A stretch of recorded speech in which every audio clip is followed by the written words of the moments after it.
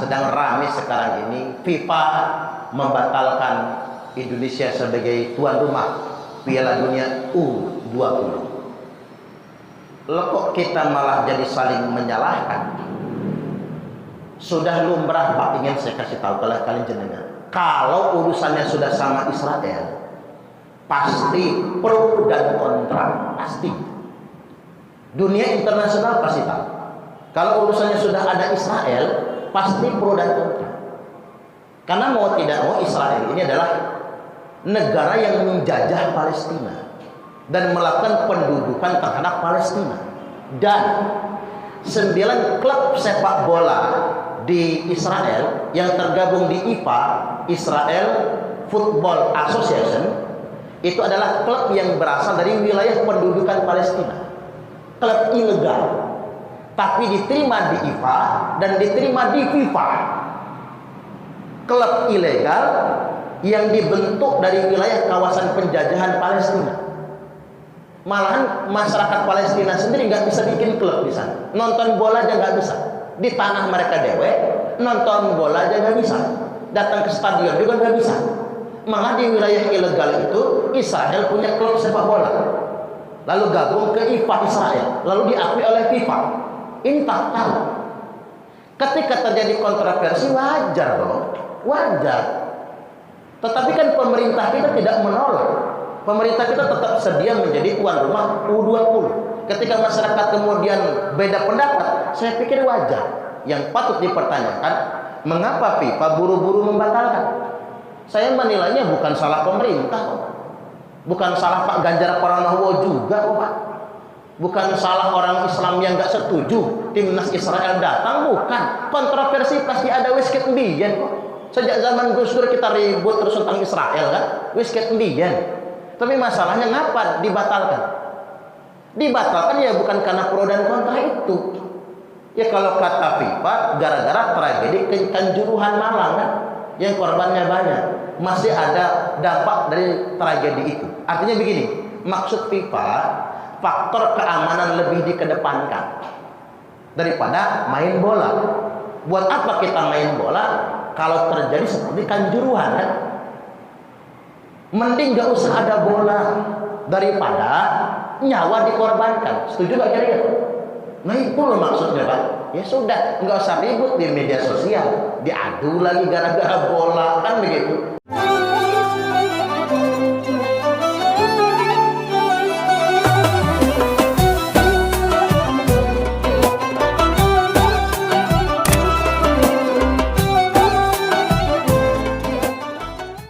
Kemarin yang kita bahas, satu kelebihan umat Islam itu masuk surga semua. Semoga termasuk kita. Allahumma amin. Itu nggak bisa dinampil. Jadi kalau ada satu kelebihan umat ini masuk surga semua, ada juga satu kekurangan. Apa kekurangannya? Umat ini mudah diadu domba. Nah, kita ini harus sadar kekurangan ini, Pak. Mudah betul ngadu antar sesama umat ini. Ini Rasulullah Sallallahu Alaihi Wasallam telah bersabda, Inna syaitana qad ayisa ayya'budahul musadduna fi jaziratil Arab walakin fit tahrishi bainahum. Jadi sesungguhnya setan, kata Nabi, qad ayisa, putus asa, buntu rasanya, sudah kehabisan cara. Bahasa kitanya mentok, habis akal, habis daya upaya untuk menggoda orang-orang yang rajin sholat agar menyembah setan.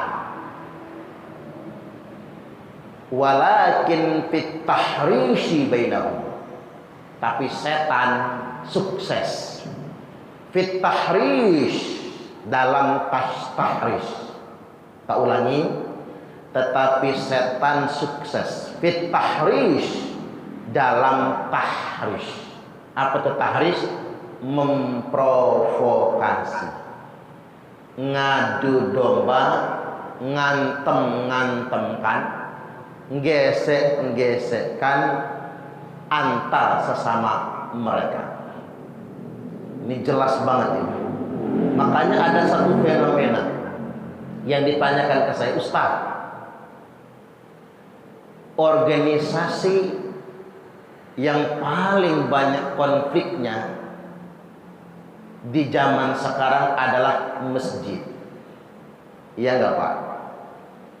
Ya mungkin jenengan ngangguknya belum begitu kencang, karena Nurul Huda enggak soalnya. Nurul Huda akur-akur saja. Tapi lihat kenyataan ini fakta loh Pak. Enggak usah jauh-jauh Bandar Lampung ini. Betapa rumitnya konflik takmir di masjid. Apalagi wayahnya transisi, pergantian pengurus masjid. Saya juga bingung ngapain diributkan.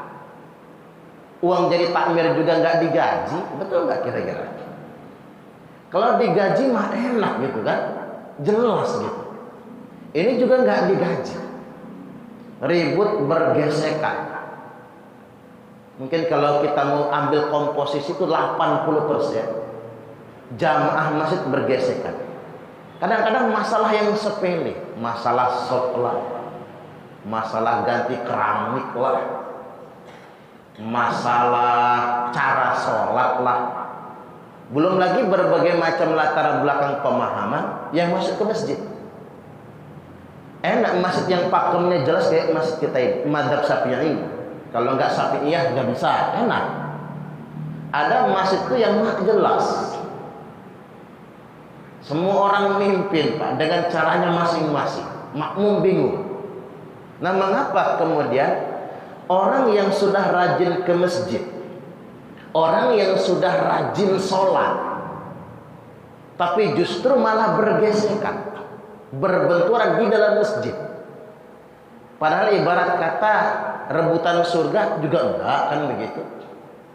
Rebutan gaji enggak ada gajinya. Rebutan masa politik ya di masjid bukan masa politik. Bingung kan? Nah ini jawabannya.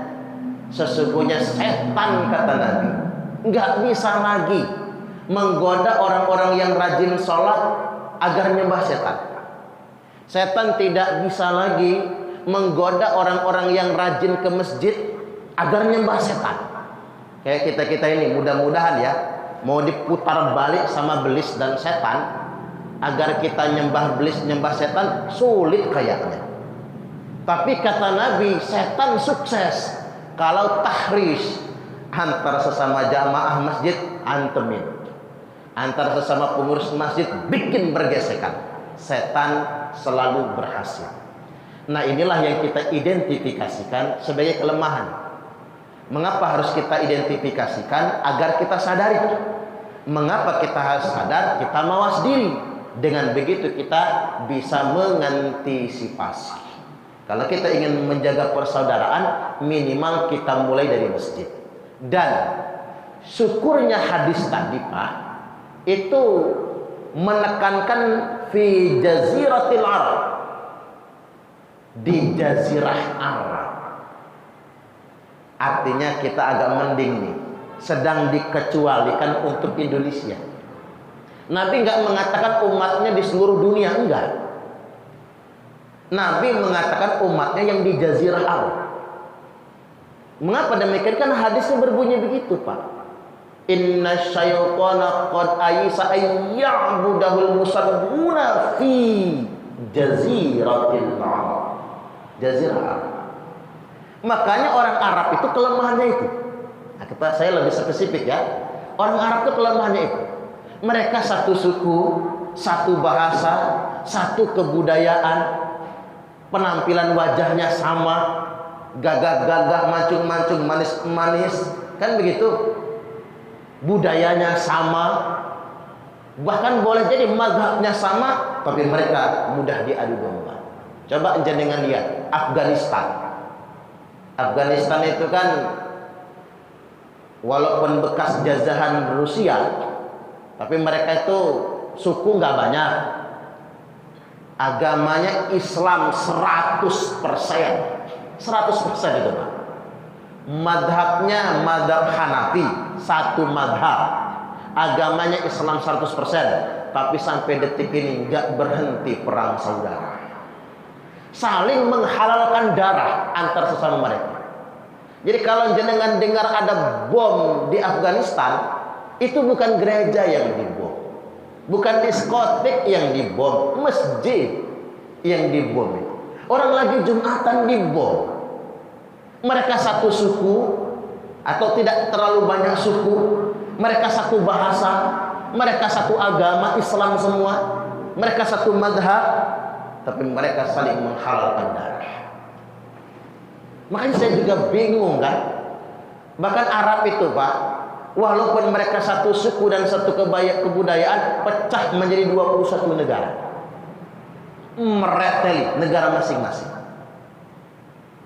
Makanya kita bersyukur di Indonesia ini ada ratusan suku, ada ratusan bahasa dan kebudayaan, tapi kita menyatu dalam Nusantara, Negara Kesatuan Republik Indonesia.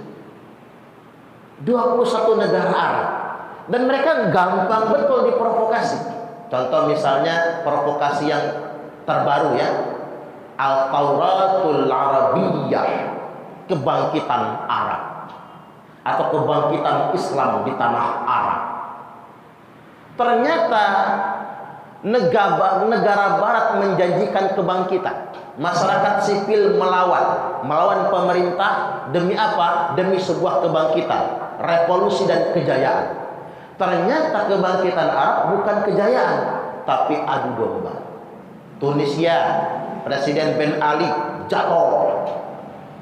Yaman, Presiden Ali Abdullah Saleh jatuh. Mesir, Husni Mubarak jatuh gara-gara Ikhwanul Muslimin. Belum lagi Suriah, sampai hari ini masih perang saudara. Yaman sampai hari ini masih perang saudara. Irak gara-gara intervensi Amerika Serikat. Kan begitu Amerika itu Pak. Dia akan intervensi negara orang kalau rakyatnya suruh bergejolak dulu. Rakyat Libya suruh menolak pemerintahnya, rakyat Irak suruh menolak pemerintahnya. Nanti Amerika turun tangan. Turun tangan, intervensi, invasi militer, ancur-ancuran. Afghanistan baru saja terjadi, Amerika nggak tanggung jawab. Dia datang sudah ngambil keuntungan, dia deal dengan Taliban. Banyak orang salah Pak, oh Taliban menang lawan Amerika. Menang apaan? Bukan menang. Apa kata Amerika? Kepentingan kami sudah selesai, persenjataan kami tinggal di sini, ambillah sekarang Afghanistan ini. Amerikanya kabur, pulang ke negaranya, nggak mau rugi dia setelah dia mendapatkan keuntungan. Nah itulah dia, kita mau diperdaya. Ini ada upaya sebetulnya, pikir mereka Indonesia bisa dibikin sama kayak di Arab. Ajak masyarakatnya provokasi kebangkitan Islam. Makanya di Indonesia juga begitu Pak. Apa sekarang?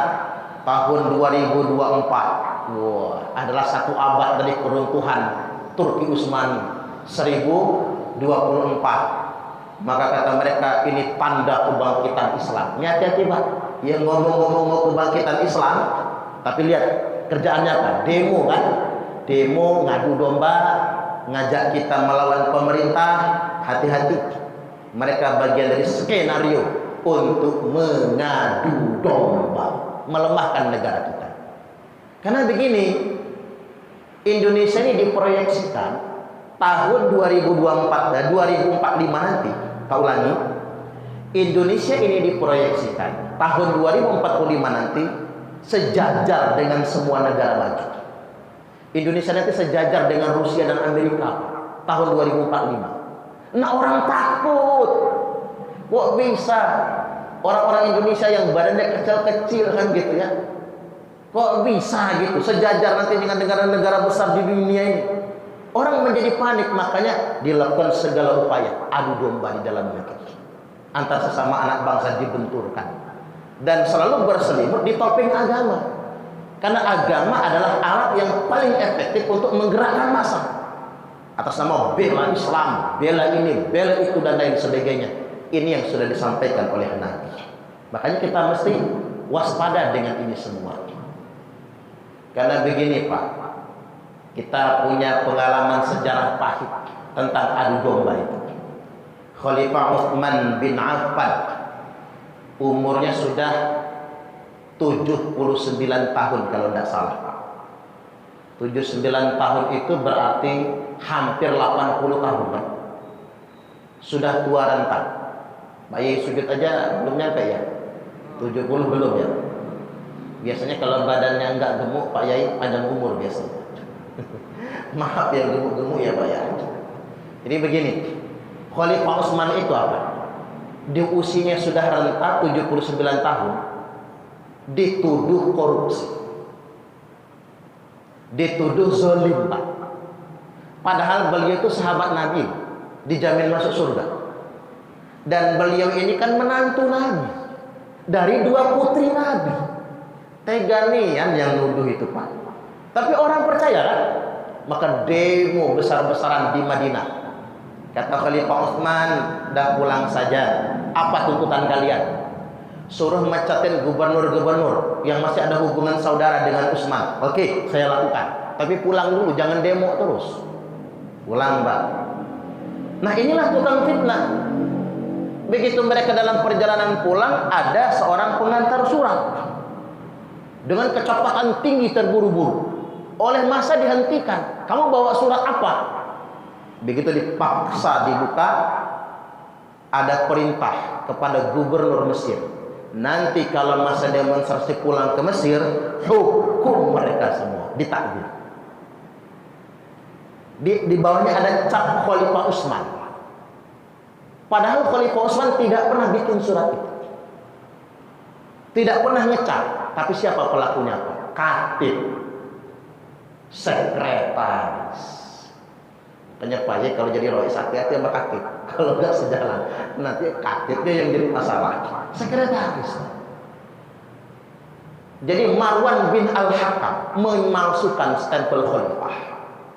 Yang ngamuk masa demonstrasi balik lagi ke Madinah, dikepung rumah Khalifah Utsman. 40 hari 40 malam Khalifah Utsman gak bisa keluar rumah, ke masjid aja gak bisa. Balik di dalam kamarnya sholat. Malam ke-40 Muhammad bin Abu Bakar, putranya Abu Bakar Siddiq, bersama dua temannya manjat dinding. Ini sahabat dan tabi'in semua nih Pak, manjat dinding. Khalifah Utsman sedang tahajud, dipegang janggutnya Pak. Kakek-kakek dipegang janggut. Yang megang janggut siapa? Muhammad bin Abu Bakar. Apa kata Utsman? Kalau bapakmu masih hidup, kelakuan anaknya kayak model begini, pasti dia marah sama kamu. Nah, Muhammad bin Abu Bakar disebut nama bapaknya Rasul Surut. Tapi dua yang lainnya menebaskan pedang ke leher dan menusukkan pedang ke dada. Khalifah Utsman wafat dalam keadaan tahajud dan membaca Al-Quran. Bayangkan pelakunya siapa? Sesama orang Islam sendiri kan, sahabat Nabi sendiri. Terbunuhnya Khalifah Utsman karena adu domba, hoax, berita bohong, fitnah. Ya kayak sekarang ini Pak, masyarakat dicekoki berita bohong rejim PKI. Orang sesoleh Pak Jokowi disebut rejim PKI Pak. Tujuannya ini apa ya? Tujuannya untuk menggerakkan massa agar tidak percaya dengan pemerintah yang sah. Dan itu pernah terjadi.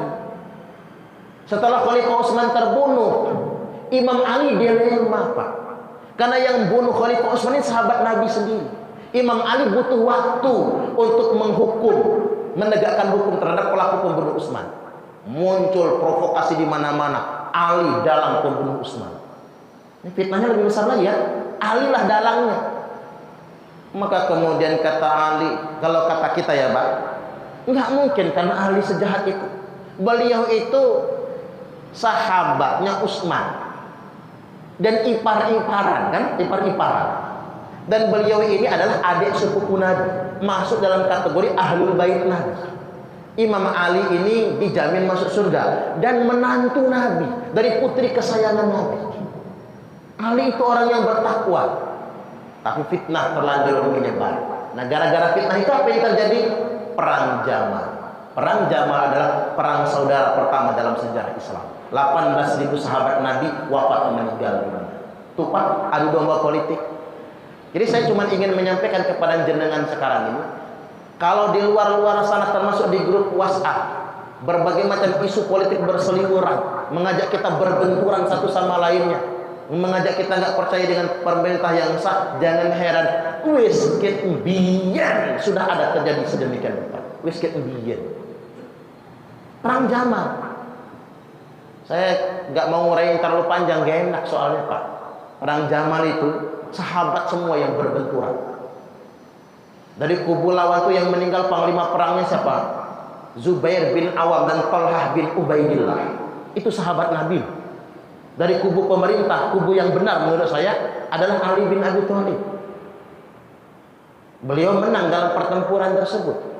6 bulan kemudian perang Siffin, 80.000 yang meninggal dunia. Kalau dalam bahasa pemberitaan sekarang apa? Tewas atau gugur di medan tempur. Bukan perang lawan Quraisy, bukan. Bukan perang lawan Romawi dan Persia. Perang saudara. Ini yang disebut oleh Nabi kelemahan umat itu di situ. 80.000. Sampai kemudian Imam Ali, nah gara-gara ini provokasi agama, Imam Ali dibunuh tanggal 17 Ramadan. Kalau kita di Indonesia 17 Ramadan senang dengan nuzulul Quran, tapi tanggal 17 Ramadan juga ada sejarah berdarah-darah. Imam Ali mengimami sholat subuh pada bulan suci Ramadan, ditikam dan ditebas oleh Abdurrahman bin Muljam dengan pedang dan pisau beracun. Itu tanggal 17 Ramadan. Tidak gentle Abdurrahman bin Muljam. Orang lagi ngimamin sholat, kan nggak bawa pedang, bukan sedang taruh kan? Dia bunuh Pak. Nggak gentlenya lagi, pakai racun dia. Betul-betul menginginkan kematian. Abdurrahman bin Muljam ini siapa? Bukan preman pasar, bukan anak buah Abu Jahal, bukan kelompok Abu Lahab, bukan orang Yahudi, bukan. Abdurrahman bin Muljam ini orang Muslim, hafal Quran 30 juz. Dalam bahasa sekarang apa? Kelompok radikal, Khawarij Pak. Oh, dalam bahasa dulunya, kelompok radikal teroris. Hafal Quran 30 juz. Ya, wayahnya dia mau dihukum mati. Ini mau dihukum mati kan? Agar dia tobat. Kan ada SOP-nya kalau mau hukum mati. Suruh tobat dulu. Ketika dia suruh tobat, nggak mau tobat. Mending Freddy Budiman Pak. Freddy Budiman itu begitu diponis hukuman mati, dia tobat. Rajin sholat. Tak lihat itu kan di berita, jidatnya nganti kapalan. Mungkin sujud ada kerjaannya kan? Nganti kapalan jidatnya. Sebelum disalpu, ditembak mati gitu, dia sholat 2 rakaat. Ya mudah-mudahan si Freddy Budiman gembong narkoba, gembong cewekan Pak. Ceweknya nggak hitung-hitung kan? Gembong zina, gembong narkoba, tapi dia meninggal dalam keadaan bertobat. Nah, Abdurrahman bin Muljam seumur hidup nggak pernah bikin maksiat dan hafal Quran 30 juz. Ketika mau dieksekusi mati, dia disuruh tobat. Apa kata dia? Loh, ngapain saya tobat? Saya kan nggak pernah bikin maksiat. Ya kata eksekutornya, Anda kan sudah membunuh khalifah. Oh tidak, saya justru mendapatkan pahala besar katanya. Berhasil membunuh orang kafir di bulan suci Ramadan. Na'udzubillah. Ini Abdurrahman bin Muljam. Dipotong tangannya, dia nggak mau tobat. Diiris kupingnya, dia nggak mau tobat. Begitu digunting lidahnya, nangis dia. Pikir orang tobat nih si fulan. Bukannya tobat, apa kata dia? Jangan gunting lidahku, nanti aku tidak bisa lagi membaca Al-Quran. Na'udzubillah. Mati dalam keadaan sama sekali nggak mau ngaku berdosa. Sampai kemudian diputuskan palanya, dieksekusi. Maka Nabi mengatakan Abdurrahman bin Muljam anjing neraka, kelompok anjing neraka. Mati dalam keadaan masih betul-betul meyakini kalau dia mati dalam keadaan benar, padahal dia mati dalam keadaan dosa besar. Kila benar, anjing neraka. Syarrul qatlat tahta adimis sama. Seburuk-buruknya kematian di bawah kolong langit. Mati sebagai Khalid, mati sebagaimana Abdurrahman bin Muljam. Makanya kemarin saya tuh geli banget Pak. Ada video yang disebar di grup-grup WhatsApp. Narasinya begini. Jenazah Imam Samudra. Jenazahnya masih bersih Pak, nggak ada kotor sama sekali. Jasadnya juga masih bersih. Ini jenazah Imam Samudra dipindahkan dari kubur sebelumnya. Udah dikubur nih, terus digali lagi oleh keluarganya, dipindahkan ke pemakaman yang lain yang dikehendaki keluarga. Apa kata narasi situ? Ini jenazah Imam Samudra masih bersih, nggak kotor sama sekali. Orang awam Pak, yang baru kenal media sosial, apa kata mereka? Subhanallah, berarti Imam Samudra ini mati syahid ya. Wayahnya orang dikubur udah berbulan-bulan Pak, bosok jenazahnya, ya kan? Bosok, walaupun nggak bosok ya kain kapannya kan kena tanah. Itu secuil pun tanah nggak ada. Berarti Imam Samudra mati syahid. Oh banyak Pak jamaah masjid yang baru kenal bermedia sosial terpengaruh, lalu mikir dia, jangan-jangan kita ini selama ini salah Ustaz. Ngapa kata saya? Sebenarnya Imam Samudra ini mujahid Ustaz. Bom balik satu ini Pak, si Didan Pak bom balik nih. Jangan-jangan dia ini mati syahid Ustaz. Ini buktinya ini jenazahnya masih bersih, nggak kotor sama sekali. Pak alangkah gobloknya kita kata saya. Kalau dia ini sudah masuk liang lahat, lalu dipindahkan lagi, masa kayak gini model, masih bersih sama sekali. Itu sebetulnya jenazah orang lain, bukan Imam Samudra. Jenazah orang lain baru dikirim dari rumah sakit. Memang itu orang mati Pak, dibawa ke rumah dulu, ya keluarganya dibuka lagi petinya, dibuka lagi, masih dibungkus plastik, plastiknya kan harus dilepas dulu, masih dibungkus plastik, makanya bersih sama sekali belum dikubur. Wartawan nanya sama keluarga Imam Samudra, emang benar makam Imam Samudra dipindahkan? Enggak, kata saudaranya. Tuh saudara Imam Samudra yang ngomong video itu hoax, bohong. Nah inilah contohnya Pak. Hati-hati. Kadang-kadang kita ini dengan informasi yang sedikit gampang dimanipulasi, gampang diplanning. Tujuan orang apa? Memprovokasi kita, mengadu domba kita. Jadi saya ingin garis bawahi, itu kelemahan pokok umat Islam. Ket zaman biyen Pak, Irak sama Suriah itu perang gawe. Perang Siffin sama perang Jamal kan di Irak sama di Suriah. Imam Ali dibunuh di mana? Bukan di Masjid Nabawi. Imam Ali itu dibunuh di Kufah, di Irak. Jadi ket biyen Irak Suriah itu perang saja. Karena itu kelemahan. Alhamdulillahnya Allah enggak nyebut Indonesia. Alhamdulillahnya Nabi enggak nyebut Indonesia. Makanya Pak, walaupun kita ini panas-panasan, beda pilihan politik, alhamdulillahnya kita di Indonesia ini masih lah paling berdebat, paling bantah.